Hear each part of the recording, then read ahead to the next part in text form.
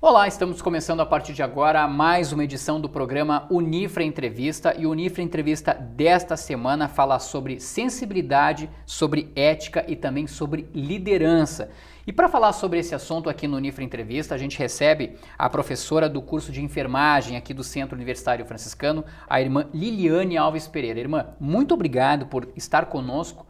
E claro, por ter aceito o nosso convite para falar de um tema que na verdade são três temas: sensibilidade, ética e liderança. Seja muito bem-vindo ao Unifra Entrevista. Muito obrigada, fico muito contente de poder estar aqui, poder colaborar também com o programa dentro de uma temática tão excitante hoje em dia, em virtude de tudo o que nós estamos vivendo em termos de cenário nacional, mundial. Perfeito, principalmente sobre o que vivemos também em 2017, porque a gente se encaminha para este fim de ano.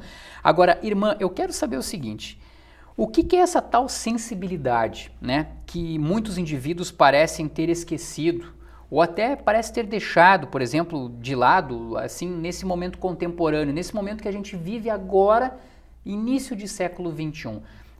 Todo mundo fala sobre compaixão, sobre compreensão e tudo mais, mas será que essa tal sensibilidade ela ainda está fazendo parte do ser humano? Ela tem que fazer parte do ser humano, Rogério, isso é inevitável. Agora, por que a gente tem perdido um pouco essa questão da sensibilidade?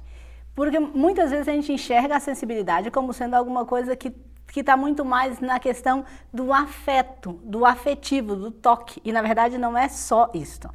Se nós vamos poder fazer um resgate, um breve resgate, se nós falarmos de sensibilidade e aliar sensibilidade à sensibilidade moral, nós vamos estar falando de dois conceitos muito distintos, que é o senso moral, que é uma ordem do que é certo e do que é errado, e do sentido moral, que é o afeto das minhas relações, daquilo que eu faço, daquilo que eu me proponho, e o impacto que isso tem nas outras pessoas. Então, sensibilidade é essa conjunção entre aquilo que eu conheço e aquilo que eu, no conhecer, na razão, no saber, o que eu posso colocar a serviço. E por isso, às vezes, a gente tem perdido um pouco esse olhar da sensibilidade. Sim. Só que isso é inevitável. Nós vamos continuar sendo sensíveis porque nós somos gente. Isso é processo. A gente sabe que nessa época do ano, principalmente nesse fim do ano, mês de dezembro agora, por exemplo, muitas pessoas ficam mais sensíveis, né? Talvez por uma questão de final de ano, ou porque lembram de pessoas que passaram na vida delas e tudo mais. E aí parece que essa sensibilidade aflora, né? Mas por que isso não aflora também em outros meses do ano? Como é que a irmã pode colocar isso pra gente? Mas qual sensibilidade aflora? Aflora a sensibilidade só do sentido. E a gente esqueceu a sensibilidade da razão, aquela que provém do senso, do certo ou do errado. Então, na verdade, agora no final do ano teria que emergir esses dois olhares. Essa sensibilidade muito mais humanizada, não do que deu certo ou que não deu certo, mas aquela sensibilidade de que tem uma gente que está celebrando o final do ano, de que tem um ser humano que está chegando ao final de um ano que lhe foi concedido como graça, com todos os percalços que o ano provoca. Então, na verdade, aflora esse lado muito mais afetivo, mas e agora precisa também emergir junto esse lado mais humano inteiro, com fragilidades e com potencialidades, com capacidade de superação e com capacidade de se enxergar enquanto gente. Irmã, me parece que na teoria, quando a gente fala isso, parece algo tão claro, algo tão fácil até de entender. O problema é na prática. E aí eu pego a seguinte situação: a gente está saindo de uma sociedade industrial e caminhando, indo a uma sociedade de conhecimento, né? Uma sociedade contemporânea do conhecimento. Quem não se adaptar a isso vai passar como, digamos, como um analfabeto moral, ou uma pessoa sem sensibilidade, ou é natural que a partir do século XXI todos possamos nos adaptar e nos transformarmos daquele soldadinho que éramos lá na sociedade industrial, agora num indivíduo mais livre e um indivíduo mais da era do conhecimento? Perfeito, perfeito. Na verdade, você não vai só se adaptar. Você tem que ser. Porque não é uma questão de se colocar como uma água que caiu num copo e formou um copo. Não. É uma tomada de consciência e na tomada de consciência uma readaptação. É um olhar-se inteiro dentro de um século, de fato, que o conhecimento parece tomar uma proporção muito grande. Só que o convite, Rogério, e assim, quem não se adaptar cai fora, não tem não se adaptar. Você pode até fazer algumas maquiagens para não chegar lá, mas você vai ter que chegar. E se você não chegar, você vai ficar pelo caminho. E o ficar pelo caminho pode acarretar muitas outras consequências. Quando a gente fala então de se adaptar, de que maneira adaptar-se? Exato. É uma outra realidade bem interessante que está no nosso foco da nossa conversa, né? Que é esse olhar ético para as coisas. A primeira forma de adaptação é a adaptação ética. É a consciência de quem você é, aonde você está. E à medida em que você vai tomando consciência do seu ser e do seu fazer, você vai se tornando ético e suas ações vão sendo éticas e você então vai sendo também uma relação sua com o meio e essa influência de ambos. Porque às vezes a gente pensa que a ética é alguma coisa muito longe de nós. A ética não é nada mais, nada menos do que você ser você dentro do espaço que você está. E aí parece muito simples o conceito de ética, porque na verdade é a inteireza, é a sua inteireza enquanto pessoa, é a sua capacidade de gentificação, como dizia Paulo Freire. É essa capacidade de construção, de ser gente, que vai te tornando uma pessoa ética. Perfeito. Na sua opinião, irmã, há uma crise de valor na sociedade contemporânea, talvez por conta de uma falta de sensibilidade ou por falta de uma ética coletiva? Porque a partir do momento que eu tenho a minha ética e a irmã tem a sua ética, por exemplo, elas podem ser conflitantes. E aí eu coloco a seguinte situação: falta eu diria assim, a gente passa por uma crise de valor por conta de talvez faltar mais sensibilidade, de faltar mais ética para as pessoas? Não acredito que nós estamos numa fase de confusão, não uma crise só. Porque crise é alguma coisa que te joga para frente. E hoje nós estamos num fervilhar que a gente não está conseguindo enxergar esse jogar para frente. E é interessante isso que tu disseste, Rogério, que eu quero retomar. Eu tenho a minha ética e você tem a sua ética. Opa, só um pouquinho. Se eu tenho a minha ética e você tem a sua ética, que horas que nossas éticas se falam? E se nossas éticas não se falam, não significa que eu tenho ética. Eu estou sendo independente. E quando eu sou independente e te coloco também como um ser independente, nós dois não nos comunicamos. Então, nós não conseguimos ser gente. Então, na verdade, esse quadrado não existe mais cada um no seu quadrado. Isso não pode mais existir entre nós, nesse cenário de adaptação que nós estamos falando de século XXI, que tu retomavas antes a questão da era do conhecimento. Perfeito, perfeito. Na verdade, cada um no seu quadrado, é a hora de nós agora nos unirmos, é nós fazermos com que as coisas entre nós sejam literalmente e essencialmente humanos, para nós então podermos fazer valer as nossas éticas. Porque a minha ética não pode entrar em conflito com a sua ética, que é hoje o que nós estamos vendo em cenário Era isso que eu ia perguntar para a irmã. Mundial. É exatamente o que a gente vive, a gente percebe não só no Brasil, mas também num cenário mundial. Sim. Que, na verdade, eu fico acreditando em mim e desacreditando no outro. E por que não? Porque eu não posso acreditar em mim e também acreditar no outro. E fazer com que as nossas relações entrecruzem. E quando eu celebro um final de ano, eu preciso celebrar isso. Eu preciso celebrar o entrelaçamento que o ano me propôs. Sim. Eu preciso celebrar tudo o que nós conseguimos fazer, não sozinhos, juntos.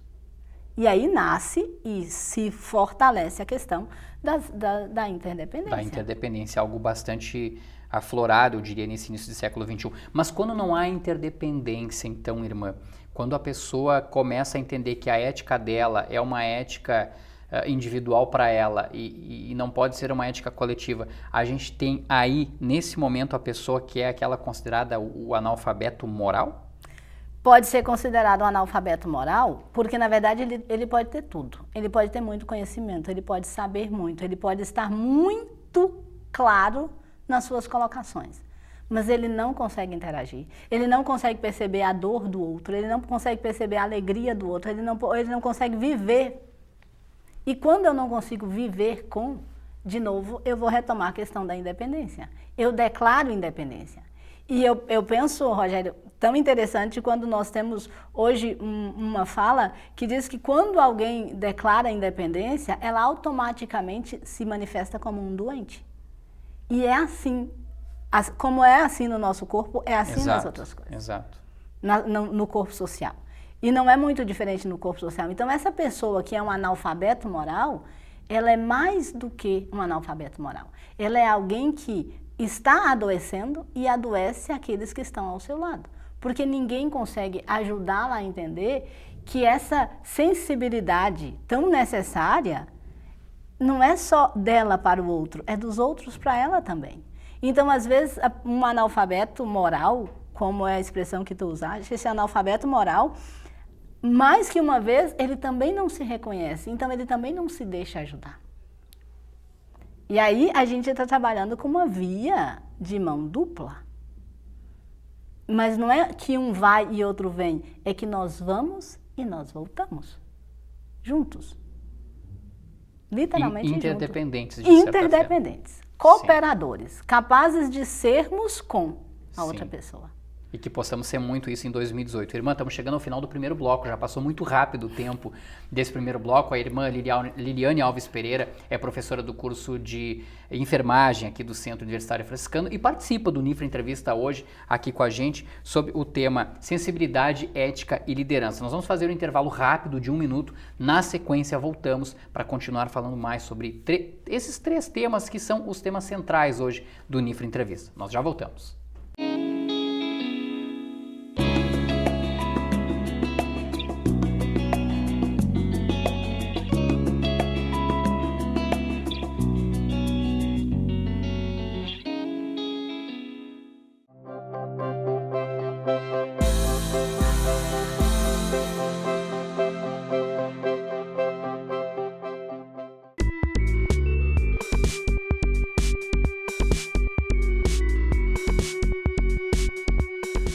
Comer no verão. O que fazer? Minha gente, é tão fácil. Vou dar para vocês uma sugestão perfeita para um dia de verão. Levantar cedo, tomar uma água com limão, comer uma fruta, um iogurte porque é frio, se você está habituado a tomar café, uma pequena quantidade de café, ok? Um queijo sem embutidos, ok? Já fiz o meu de jejum. Na metade da manhã, comer uma fruta. No almoço, o que virá? Aquele prato farto de saladas cruas, principalmente as saladas verdes, vegetais cozidos no vapor, uma carne bem assada, um arroz integral. Pronto, uma comida fresca sem muita caloria, porque se você colocar massa, você vai sentir mais calor ainda, ok? Depois do almoço, à tarde, uma salada de fruta fresca com iogurte. Ok? Mas no final da tarde, a última fruta do dia. E à noite comer o quê? De novo a salada. E essa salada pode vir acompanhada com uma carne fria, ela pode vir acompanhada com um pão integral. Então, se eu comer desta forma, não sentirei tanto calor. Para o verão, coma alimentos leves, frescos, muita fruta, verdura e legume. E lembre-se, a hidratação é essencial e a hidratação feita apenas com água.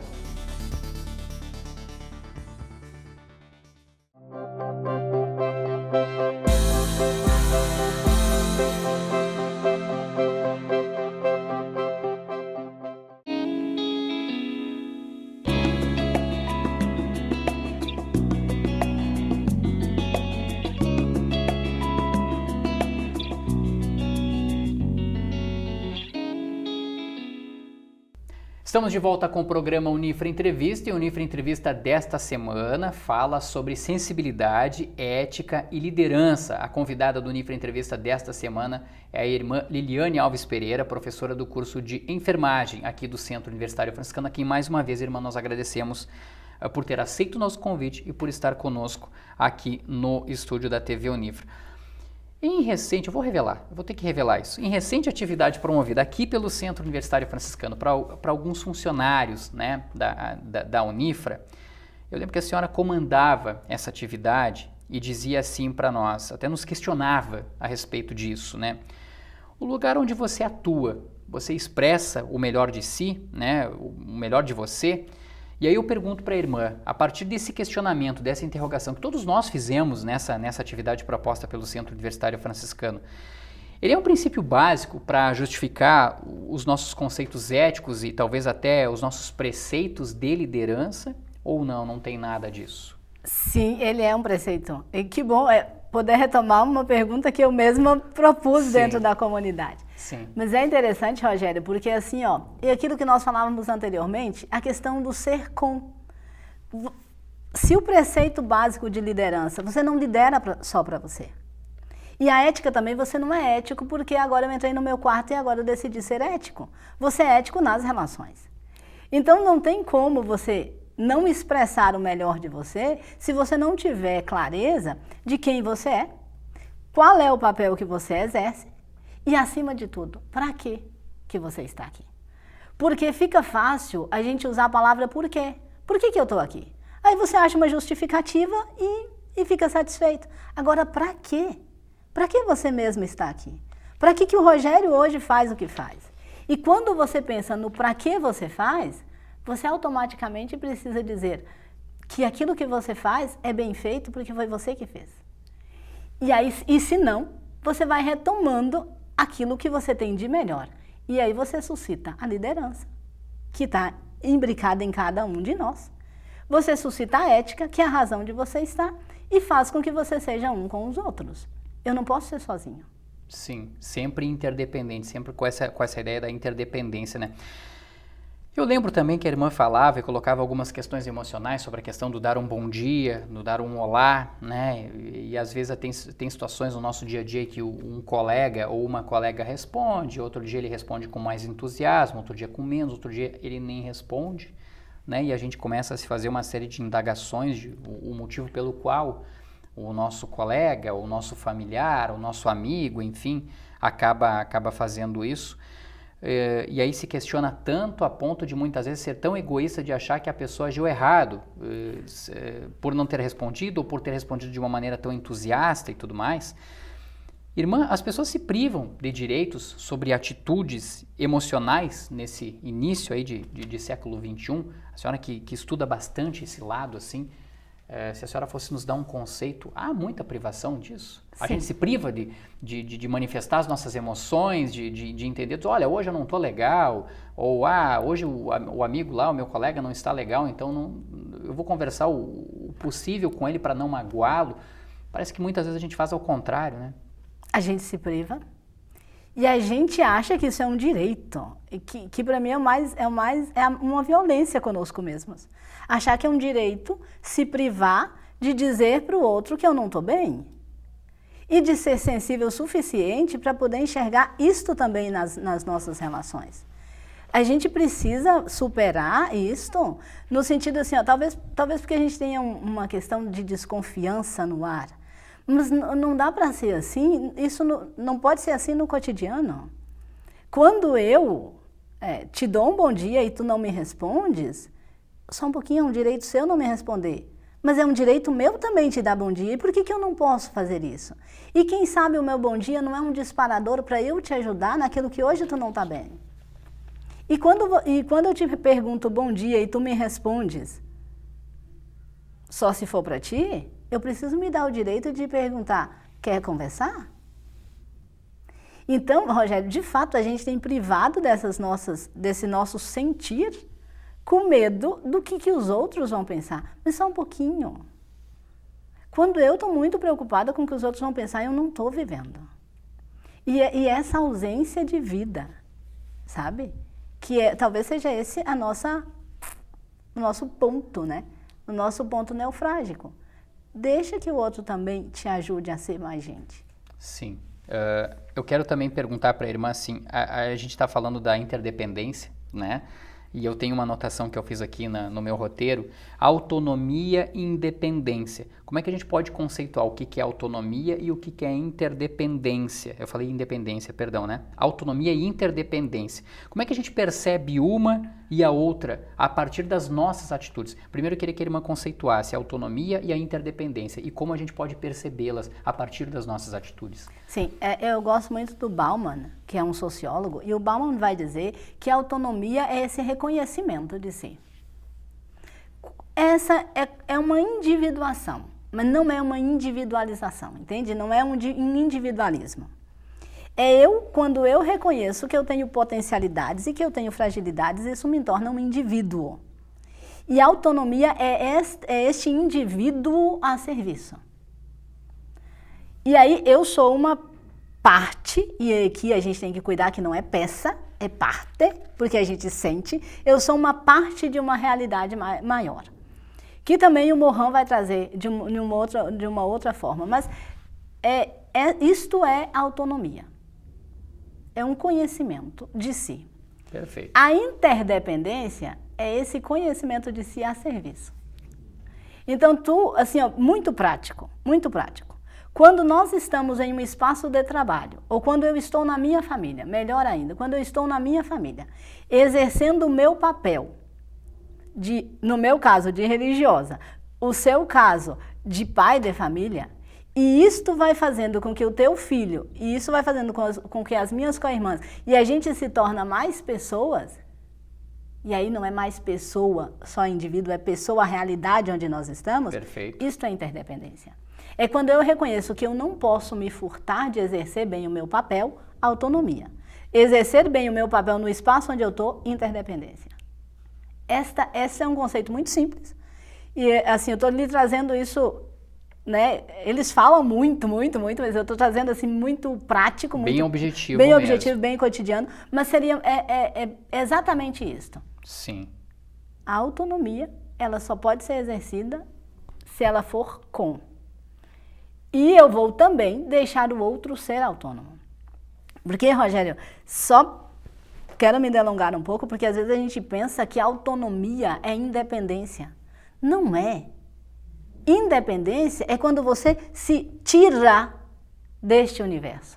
Quando você se dá o direito ou se furta o direito de ser. Sabe? E isso é independência. Independência é quando eu acho que eu sozinha posso, vou dar conta, vou fazer e eu mesma.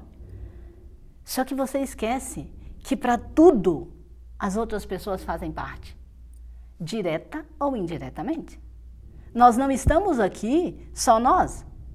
Existe uma staff que nos sustenta e essa staff nos torna interdependentes. Mas me torna autônoma para dizer o que eu estou te dizendo e te torna autônomo para me perguntar o que tu sugeres e o que tu queres.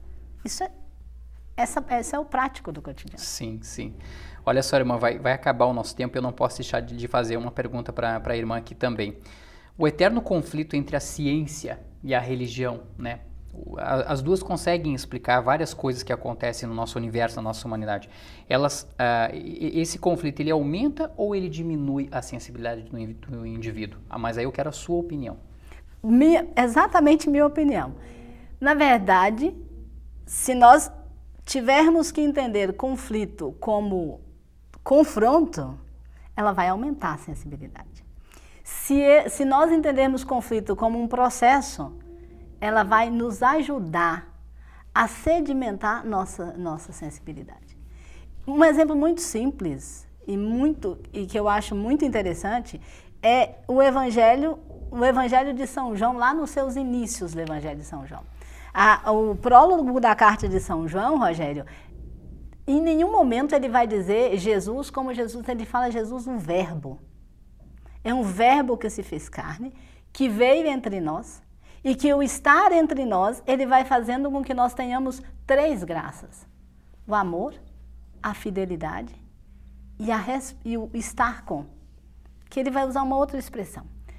Mas essa graça, que aí o estar com ele vai chamar muito mais pela lei, por Moisés, mas ele diz que em Jesus Cristo as coisas se planificam. Então, não tem necessidade de a gente formar um conflito entre ciência e religião se nós conseguirmos entender que tanto uma como a outra é para o ser humano. E, de novo, a gente vai na questão do objetivo. Eu não preciso me preocupar se a ciência responde ou não responde à religião. Não é para a resposta. Ou se a religião responde ou não responde à ciência. Não é para a resposta. É para essa planificação nossa que só vai dar no amor, na graça e na lei. Mas pela palavra, que é o que o Evangelho de João vai dizer. Sim. E eu corroboro com aquilo que o Papa Francisco vai dizendo.